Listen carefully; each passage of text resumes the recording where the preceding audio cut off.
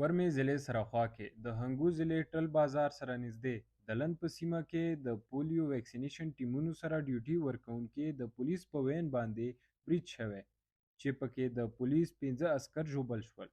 خو وروسته د اسرارالحق نومي یو ژوبل په هسپتال کې ساه ورکړه او نور 4 ژوبل عسکر چې منور، وسیم، مجاهد شریف او شاعران پکې شامل دي په هسپتال کې بستري دي. د پولیس یو چارواکي مجاهد حسین وایي چې پیښې نه وروسته د پولیسو دستې سیمې ته رسېدلي او د حمله کوونکو پر ضد یې سرچ اپریشن شروع کړی ده. د خیبر پښتونخوا وزیر اعلی سهیل افریدي د پیښې په سختو ټکو غندنه کړې ده او ویلي دي چې دهشتګرد د خپلو ناپاکو ارادو کې هیڅ کله کامیابي نشي ترلاسه کولی. په هنګو، اورکزۍ او د کورمې ضلع په شمول په مختلف قبایلي ضلعو کې د پولیو ویکسینیشن عمل روان دی چې پکې د 15 کالو نه کم عمر ماشومانو ته د پولیو ویکسینیشن قطرې ورکولی شي. د شال نیوز دپاره مصطفی خان، قبایلي سیمه، کورمې ضلع.